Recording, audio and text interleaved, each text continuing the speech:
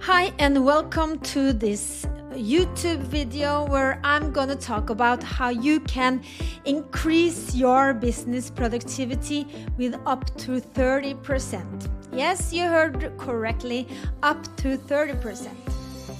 If you are a business owner, it kind of requires a certain scale to increase your business with this strategy that I'm going to tell you about. So I think you have to have at least between 5 or 10 employees to do so. Small companies, small business owners can implement this strategy, but also you can scale it up to enterprise level, and you just have to tailor make the strategy to do so.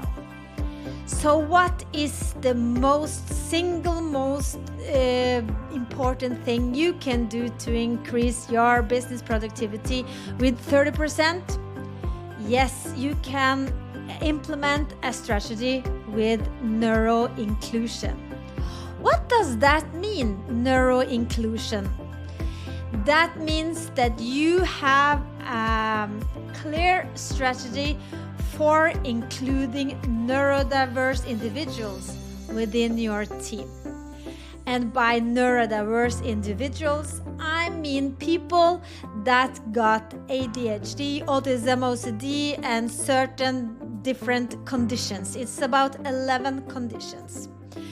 So this is a different way of approaching the business productivity. But I'm gonna tell you why it's very important to do so to increase your productivity.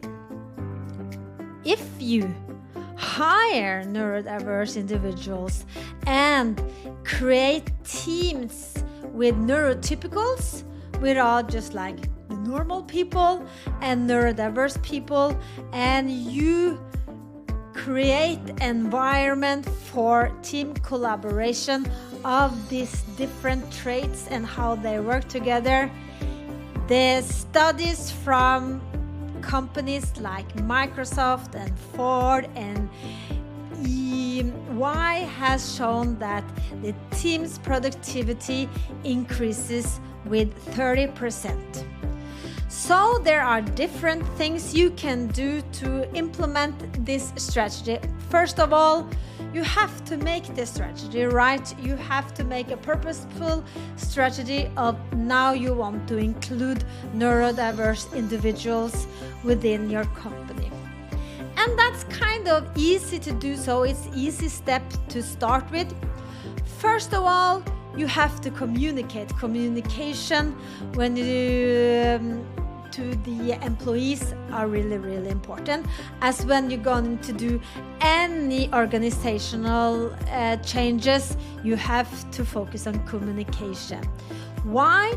Of course, you have to communicate it internally that this is the way we're going, but also externally, so that you can brand and market yourself as a neuro-including company or a neuro-inclusion business, and then you communicate to the neurodiverse individuals that is quite okay to be neurodiverse at this workplace. And that is very important. And if you take a step back for the internal communication, the most important thing there is that you already got the people inside your company. But it shows like 15% of employees, Berkeley institutions has done that research, and 15% of the workforce are neurodiverse.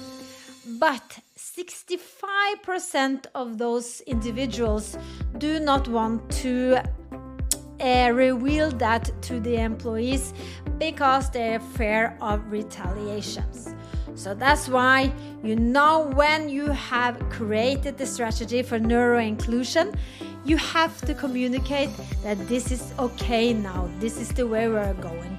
And then you will find your own employees that are neurodiverse opening up. So that is very important to just start with the communication of the strategy. You need, of course, to create the strategy, and that's why you can hire neuro-inclusion consultant to help you do so, because there are different areas you can focus on when you're doing the neuro-inclusion strategy. Of course, you have to focus on HR processes and the hiring processes and the onboarding processes. So you can start with HR.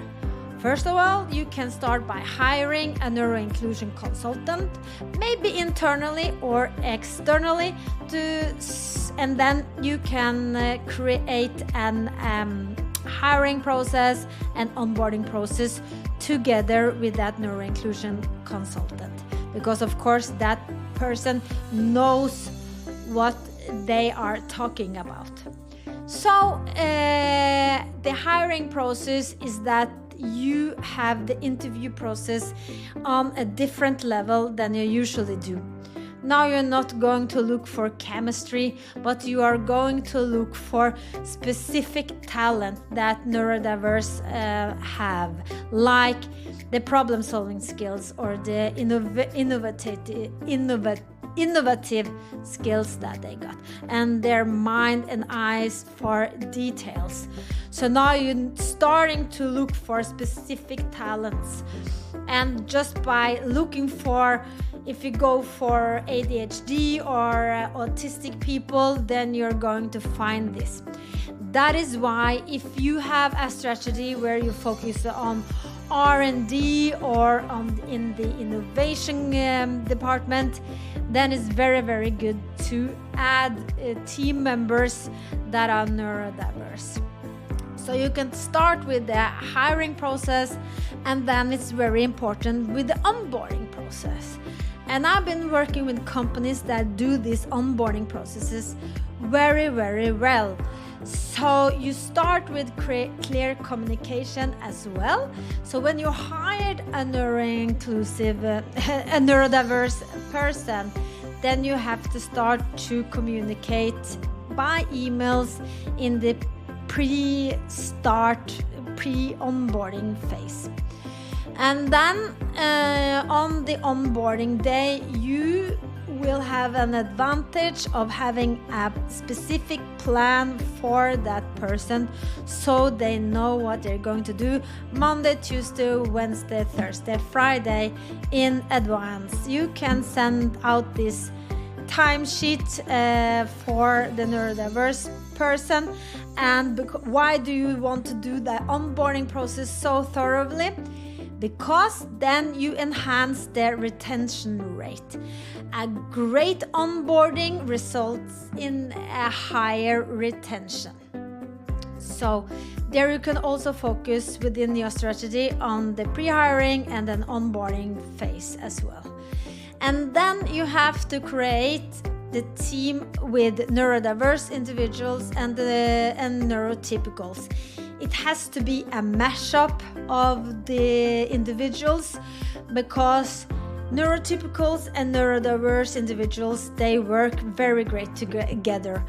Like they fit like a hand in the glove as we speak. So a lot of times, if you are a tech leader and you're working with like a tech architect, it's just like if the leader is neurodiverse, it's great to have a neurotypical tech architect, or if the tech architect is neurodiverse, it's great to have a tech leader that is neurotypical. So from where I'm coming from with the tech space, it's great to have juniors and senior developers that are both neurotypical and neurodiverse. So then you have the hiring process, and then you have the team collaboration, and the management needs to be a person that can be neurodiverse, but you have to have the right servant leadership who know how to run mashup team and enhance the team collaboration. It's all about the team, right? And then it's all about the individual needs within the team. So different neurodiverse individuals has different needs. So a lot of neurodiverse need noise cancelling headphones. If they don't have that, they are easily distracted and can't focus, and they are so aware of all the noises around them. So that's why if you need them to focus, and then you have to invest in noise cancelling ear gear, so to speak. So that's also just like a procurement part of it. You have to have funding for special devices. And maybe think about clean desk policy. Clean desk policy is not that great for everyone because they need the mess around them. A lot of people with ADHD is just like auto sight, auto mind. And then if you can't see the thing that you need to use for your work, you get stressed out by the fact, where did I put it, I can't find it.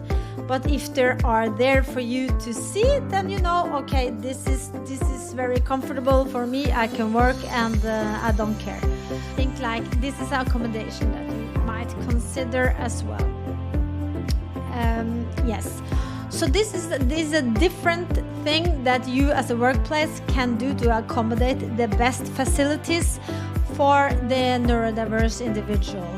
And don't make it okay to be quirky, because then the neurotypicals also got some traits that might be different, and then they can implement it and you don't have any question about it. I don't think that open offices and on-the-fly spaces and just like is optimal for neurodiverse individuals, not all. So you really need to think about that. It's much easier when you are on the client side. If you're a bank or something like that, and you have a development team, and you have the offices and the space, the office space for the team is more flexible in that sense. Are you a consultant? Then you are challenged in doing so. And of course, working as a consultant, a neurodiverse consultant, and be sent out to clients can also be a challenge, right? So what do you do when you are a consultancy and you want to include neurodiverse individuals? That is something you have to consider when you are creating the neuro-inclusion strategy. But if you do these things, then the end result is greater productivity, as I started with, increased productivity with 30%. The employee satisfaction is higher, and then the employees' retention is higher. And then you also get the burnout rate lower. You decrease the people going on sick leave, and that is also money in the bank for your business. You want people to thrive, you want them to be productive. And of course, if you hire neurodiverse individuals in your R&D department, in your innovation department, in any areas where you're doing product development and product innovations, you need to hire neurodiverse individuals due to the way of thinking and problem solving skills, because they have another way of solving problems. They are seriously pragmatic, right? And the problem solving skills are on a different level a lot of times. So when neurotypicals address problem in a certain way, the neurodiverse comes in with another perspective, and the communication and the discussion out of that can create great products. And also the innovation side of it, that they think a lot about new innovations and can come up with the ideation process and the phase there are incredible.